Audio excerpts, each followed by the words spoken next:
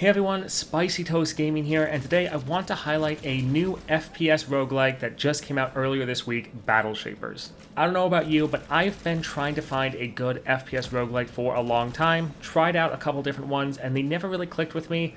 But this one, I've had a blast playing it, and so I'm happy to say I've finally found my FPS roguelike. If you're interested in roguelike games, then settle in. I'll try to give you the rundown on everything about this game so that you can know if this is something you maybe want to purchase. Now, this is an early access game. Currently, there are 2 different levels as well as 3 different bosses you can try out. The game does have a roadmap already out. They plan on putting another update out later this month, and then a large update out both November and December, adding a lot of new content to the game. While it is early access, it is very polished. I've had very few issues, never had any crashes. There have been frame drops here and there, but they never took away from my experience. However, that's definitely going to be personal preference. So if you're someone that really doesn't like any FPS drops, just be aware of that. There was one instance where I fell through the floor, but that didn't end my run at all. It just respawned me back on the floor and I could continue going. So even though it's early access, don't worry, it's still a very polished game. And while it's not currently a complete product, I do think it's definitely worth checking out if you do like roguelikes and have been looking for a good FPS roguelike. The combat here is solid with you using 2 different weapons or guns, having a dash for you to be able to dodge enemy projectiles, and then having 2 different abilities, and potentially a third ability, but we'll touch on that a little bit later. Now, you're not going to have all of this when you start out. When you start out, you're really just having a single gun and essentially a punch, and you get more and more throughout your first hour or so. This game has a great job of pacing. Quite often, I'd be thinking, man, I really wish I had a dash on the shift key, and then just a couple minutes later, I would unlock that very same ability. Or man, I wish my guns would reload when I had them stowed, and then again, you're able to unlock that ability shortly thereafter. So the combat is very solid. Definitely in your first couple hours, you're going to be primarily relying on your weapons.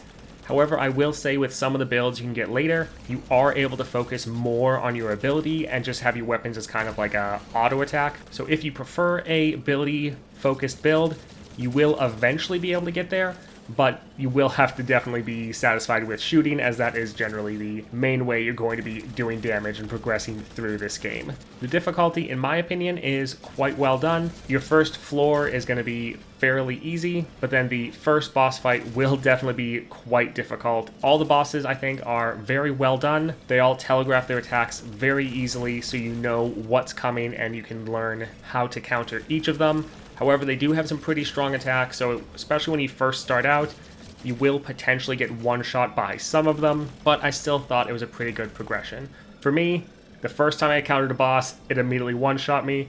The second time, I was able to last for a decent amount of time, but still ended up falling.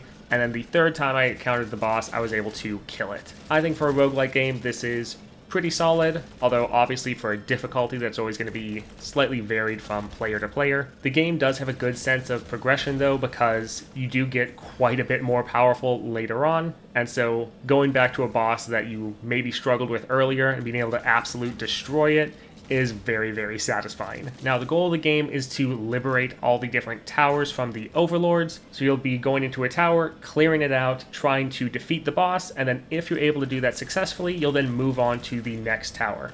Now, each tower is going to have a random set of modifiers, changing the difficulty of the run and how you may want to approach it. But every time you defeat a boss and liberate a tower, the next tower is going to have more modifiers, making it more and more difficult. So currently there's only 2 towers in the game right now, but they will be adding a third one, I believe, later this month with a third boss, so that one probably will be quite challenging. Now, all your traditional roguelike systems are here. There's one currency that is not lost through death, and you can use that to get some permanent upgrades. There's gold in the game that you can use on shops, but that gold will be lost once you die. And then throughout your run, you will be picking up upgrades, trying to increase your power, or get different weapon or ability drops you can swap out to try to again increase your power. All of those, as normal, are lost on your death, so again, very standard roguelike systems. The game does have one very interesting system though, that when you defeat a boss, you're able to get their power core. Now, as you defeat that boss more and more, you unlock more abilities with that power core, and eventually you can actually equip it, radically changing your playstyle and having it be more themed after that type of boss. This is a really interesting system. Each power core has its own modifiers that are attached to it, or different keywords. So the first power core you get, the two keywords that are attached to it is Fury and Fortify.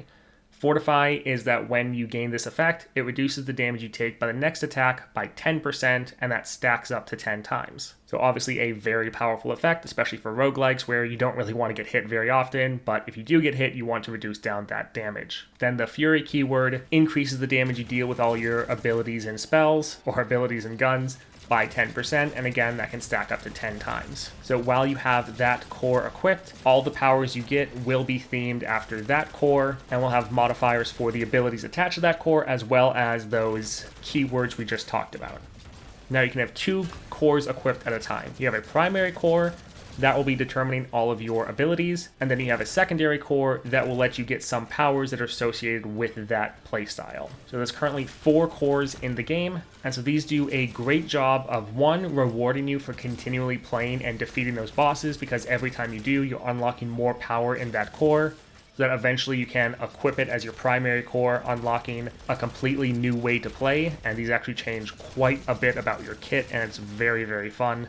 I won't spoil them here, but they do radically change how you're able to play. So you have that primary core, and then you have a secondary core. And again, all the powers that drop will be associated with one of those 2 cores, and so you can really determine how you want your build to play out based on what cores you equip, and you equip those before your run. I think this is a very interesting system. Again, rewarding replayability, as well as really letting you determine how you want your build to progress. I think this is a really fun system, and will just keep getting better as they add more bosses and more cores. Speaking of replayability, they do have a lot of interesting systems here. So for the different towers, there's going to be a different layout of rooms. Now the rooms that you're going to find are all going to be pretty much the exact same layout. There might be different obstacles within them, but the actual structure of the rooms themselves will all be the exact same every single run, but just in a different order. Now this is actually quite nice for a FPS game, because you generally want to know and get familiar with the different layouts of the room, so you know how to dodge, how to evade, and how to kite around your enemies, where cover is, and things like that. But throughout your run, there's going to be different events that pop up that you can partake in, such as trying to capture a point from your enemies, trying to defeat a special elite enemy, or some challenge rooms where you get teleported in and you have to defeat all the enemies without getting hit 3 times. Or there's even some parkour challenges that want you to use your movement abilities to clear a stage without failing 3 or more times. So throughout your run in these rooms, these events will randomly appear. You can choose to do them or not. If you do them, you will be rewarded with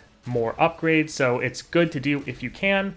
But if you're feeling a little weak and you just want to try to get to the end boss and you're afraid you're going to die, you sometimes might want to pass on those if you don't think you're going to be able to clear them successfully. A lot of different events that can appear throughout the different rooms that will really help increase the variability of each run and make each run feel very different. Another system they added that I really liked is they added a shield bar. So like most roguelikes, you have a health bar, and if you lose health, that's going to be very hard for you to get back, and there's going to be limited options for you to do that. However, you do have a smaller shield bar, and that there are going to be ways for you to get that shield bar back. This lets you not play as conservatively, lets you be more aggressive, and actually rewards you for doing that. When you damage enemies, there's going to be a chance that instead of dying, they'll essentially go into a downed state, where if you go next to them, you can do a takedown, destroying them, and replenishing your shields. This is very similar to the executions in Doom, and again, rewards you being aggressive and actually taking out your opponents, and essentially giving you a second, easy-to-replace health bar. This is a great system because it can be kind of frustrating in games like Hades,